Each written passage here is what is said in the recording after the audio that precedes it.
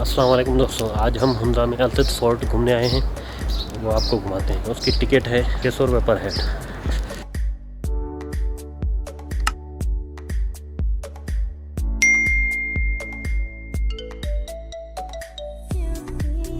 नाम बल्तित है।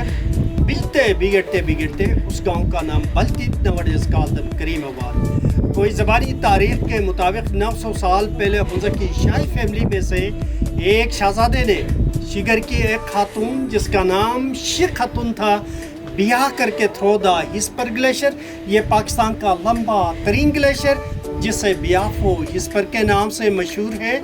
अब बारातियों की शक्ल में उस खातून को जब हुंजा के शाही फैमिली के अंदर लाया गया तो उस ज़माने में इंतहाई गुर्बत का आलम, खाने के लिहाज से, पहनने के लिहाज से न सर पे छत। उस खातून ने अपने अब्बू को शिकायती पैगाम भेजा कि जिस इलाके के अंदर, जिस रियासत के अंदर आपने मेरी ब्याह करवाया है, हर तरह से गुर्बत का आलम है, कम से कम मेरे लिए अच्छा मकान तामीर करें। जो शादी नहीं किए हैं ख्याल रखें अभी से। फिर वक्त के साथ साथ जैसे मुख्तलिफ अदवार में नवाब आए, फिर उन्होंने अपनी ज़रूरत के तहत इसमें एडिशन डिलीशन करते रहे।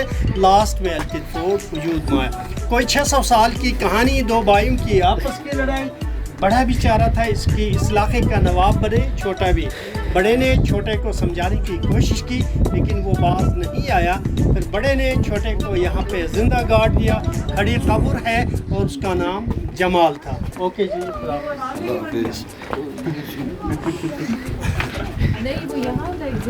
यहाँ पे पहले कमरे में है जो आपको दिखा देता हूँ। दरवाजे इंतहाई छोटे हैं तो आप अपना सर का ख्याल रखें। अगर चश्मे ऊपर लगे हैं तो वो ले, ब्लैक चश्मे से आपका अंदर नज़र नहीं आएगा, उस लिहाज से भी आप क्या आ जाए जी, मुझे फॉलो करें, आ जाए जी।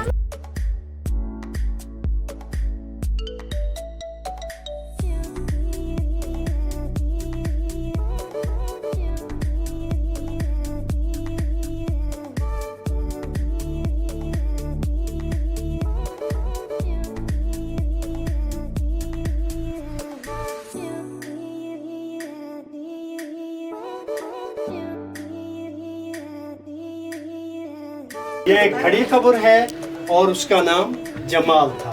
बेसिकली ये दो भाई आपस में लड़ते थे। जसफाना थी कि मैं नवाब बनूं वाली कहानी।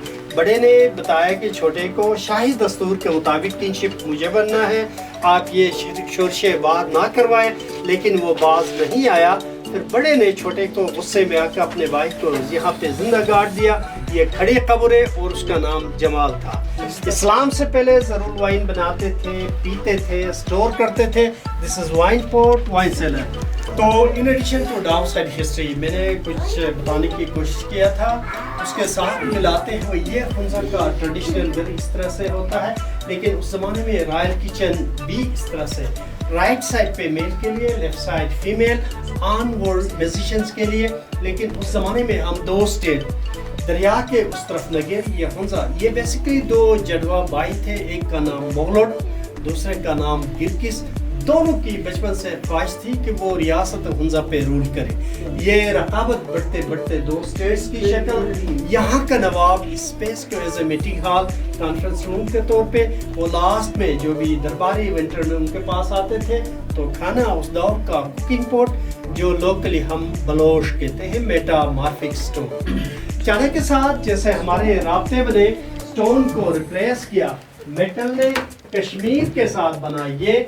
फिर उस दौर का पैमाना का तरीका, मुख्तलिफ साइज के बर्तन हुआ करते थे वुडन, और चीज़ें हाथ से देना उस ज़माने में मायूब समझा जाता था। इसमें डाल के ऑफर करते थे। उनकी ज़रूरत पूरे होने के बाद सेम बोल में रिटर्न। तो उस दौर का बाटर सिस्टम, ये वुडन बॉक्स है, इसके दो पोर्शन, एक में गंदम के आटा, दूसरे में जो, और सीजन के हिसाब से जो क्रॉप्स आए उनके आटा स्टोर किया करते थे। मजहब के हवाले से गिलगित बल्तिस्तान के अंदर भी बुद्धिज्म का इन्फ्लुएंस रहा है, फैला नहीं, लेकिन उस ज़माने में जिसे लोकली बिटन, शमान इंग्लिश में, परियों डांस करते हुए गोड शीप के खून वो हलाल करके पी के, जो मस्ताना परियों के साथ बात करते हुए जो कुछ बताते थे उन पे ज़्यादा बिलीव किया गया। शार्लातान्स, बिल्कुल सर, इंग्लिश में शार्लातान्स, शार्लातान्स, शमान्स, शमाना हमारा। अच्छा चलिए ठीक है। तो जैसे बुद्धिज़्म के हवाले से आजकल जैसे आप इस्लामाबाद से निकलते हैं तो टेक्सेला बुद्धिज़्म का हब हुआ। स्वाद तो था ही था उनका। इलांगा के अगर आप आए आजकल तो आप नारायण कागान से आते हैं, के साथ आप आते हैं तो जहाँ आजकल दियामर बादशाह डैम नीचे रॉक्स के ऊपर इंस्क्रिप्शन चिलास वहाँ पे गिलगित कारगानाला के अंदर हुंजा आते हैं तो on the way to Attabad नीचे रॉक्स के ऊपर भी बुद्ध के इंस्क्रिप्शंस, ये सारे जाहिर करता है बुद्धिज़्म के इन्फ्लुएंस को। इसके बाद दूसरा दौर आता है हिंदुआना रस्में भी यहाँ पे राइज थे, तो दूध में मल के बटर थोड़ा सा मल के जो है उस काम का आगाज़ करते हैं। तो शिवलिंग हम टूरिस्ट को बताते हैं। और फिर इस्लाम यहाँ पे बदख्शान से कुछ वली बुजुर्ग आए, फिर यहाँ के लोगों को हल्का इस्लाम 16 सेंचुरीज़ में और यहाँ के लोगों को हल्का इस्लाम लाने में मदद की। और वो खातून जिनकी ब्याह शिगर से यहाँ उनके साथ भी कुछ पीर आए, सैद आए, फिर यहाँ के लोगों को हल्का इस्लाम लाने में उन्होंने भी शिगर वो कर दूँ। जी बिल्कुल सर।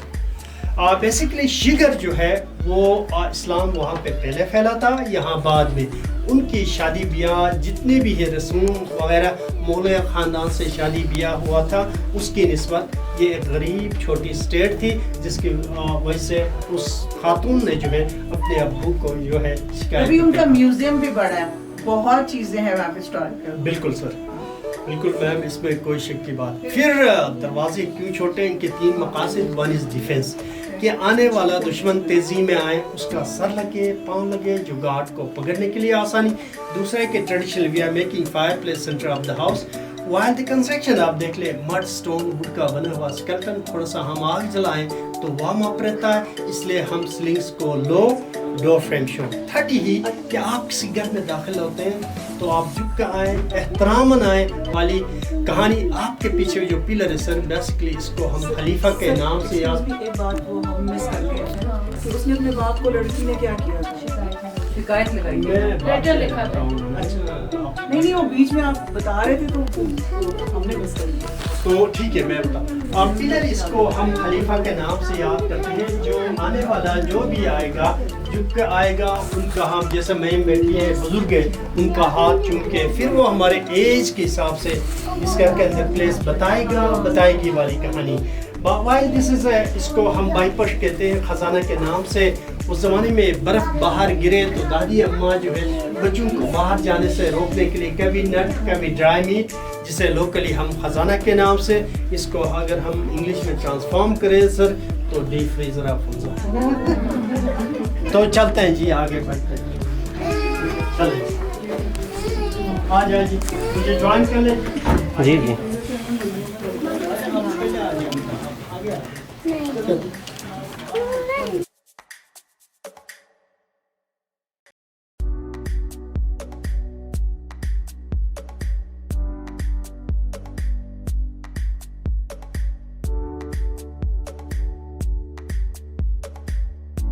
हिस्ट्री मैंने थोड़ा सुनाई। ये कॉरिडोर के अंदर नीचे एक तहखाना है, तो ऐसे बंदे जो रॉयल फैमिली के काबू में नहीं आते थे उनको वहाँ से नीचे गिराते थे वक्ती तौर पे पनिशमेंट के लिए।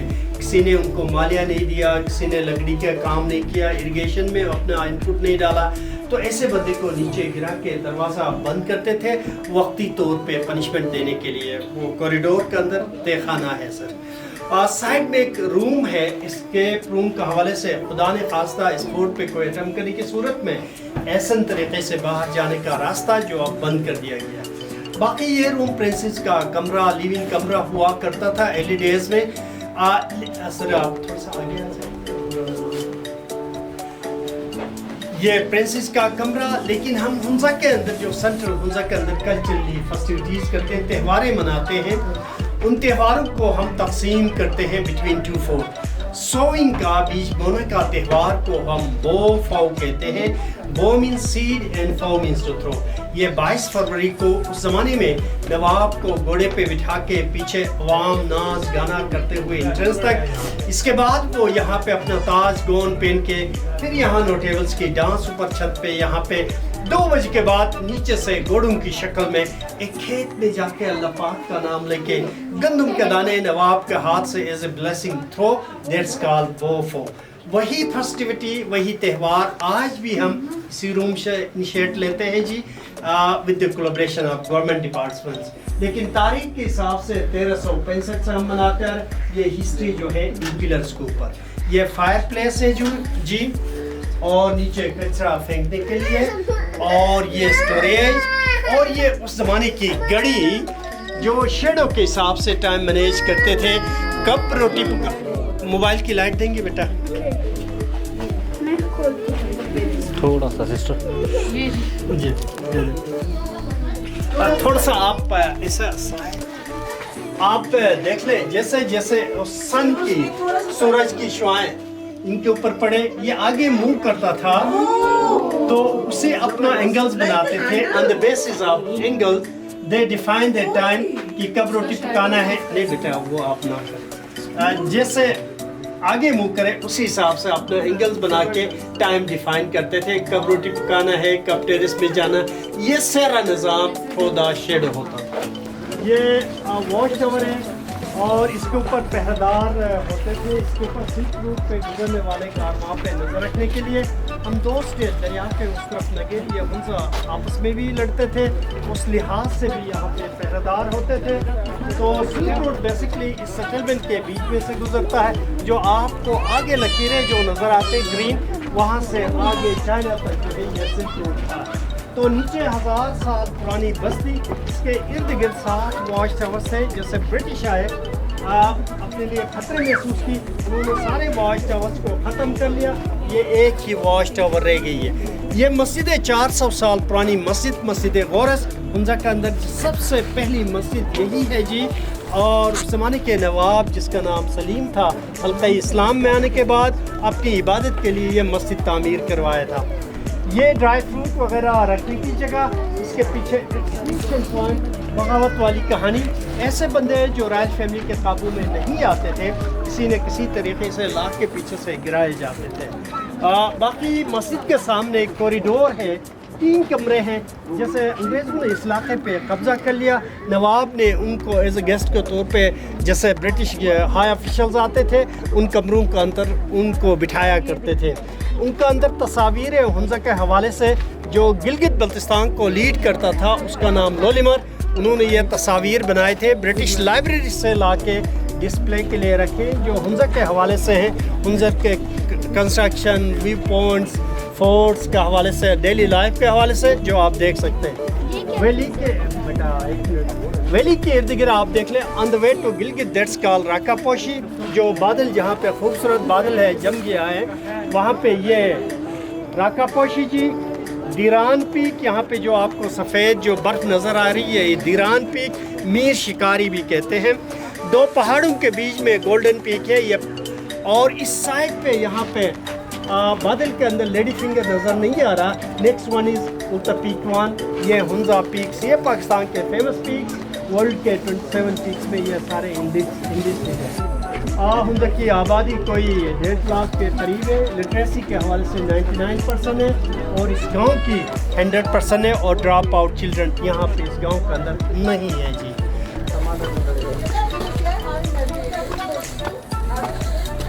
अल्तिफ फोर्ट हुंजा।